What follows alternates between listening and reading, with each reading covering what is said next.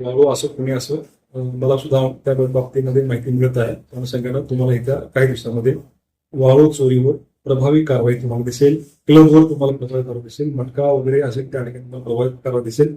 आपलं प्रथम प्राधान्य जे असेल ते वाहतुकीच्या अनुषंगानं जे मूळ हद्दीमध्ये जे डिवायडर्स आहेत नॅशनल हायवेवरचे, ते बऱ्याच ठिकाणी लोकांनी इलिगल ओपन केलेले आहेत आणि ते काही काही ठिकाणी असे इलिगल ओपनिंग सुद्धा आहेत आणि मूळ हद्दीमध्ये 2-3 ब्लॅक स्पॉट सुद्धा आहेत.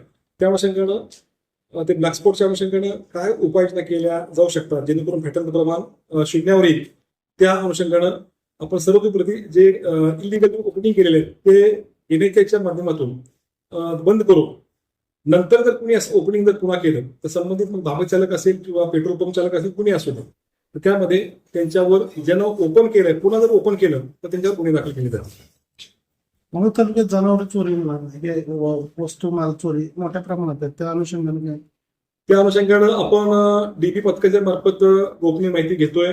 आता मला हजर होऊन आता 1 तारखेला मी हजर झालोय.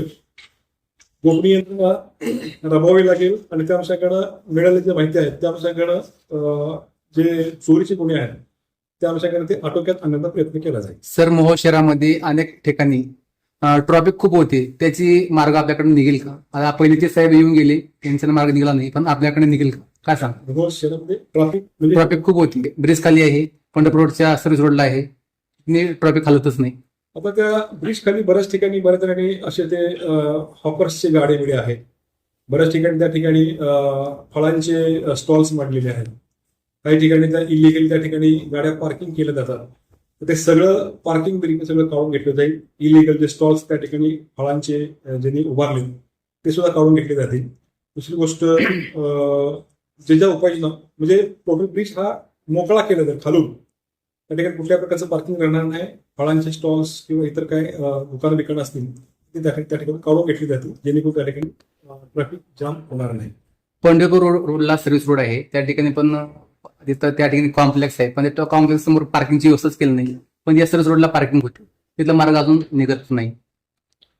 आता नगरपालिकेच्या अनुषंगानं आपल्याला काय सीओच्या अनुषंगानं काय मदत करता येईल त्या अनुषंगानं आपण त्यामध्ये निर्णय घेऊ. शक्यतो आपण वाहतुकीच्या अनुषंगानं वाहतूक व्यवस्था चांगल्या प्रकारे सुधारण्याचा प्रयत्न करू.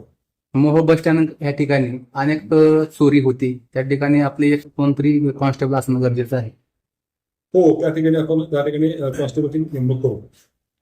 साहेब, महत्वाचा प्रश्न, या तालुक्यातून जवळपास 2 नद्या जातात, भीमा आणि सीना, तर वाळू चोरी मोठ्या प्रमाणात होताना दिसते, तर त्यावर कसा प्रतिबंध कराल? आता आज आपण कारवाईला सुरुवात केलेली आहे आणि ही कारवाई आपण वाढवत नेत आहोत.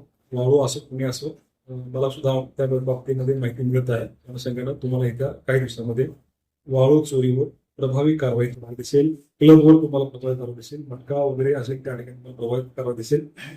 कोणाला त्यामध्ये स्पेअर केलं नाही. एनडीपीएसच्या काही केसेस असतील किंवा आर्म्स ज्या इलिगल आर्म्स आहेत त्यावर सुद्धा तुम्हाला कारवाई जोरात दिसेल. पिटा ऍक्टची सुद्धा तुम्हाला कारवाई दिसेल येत्या काही दिवसामध्ये.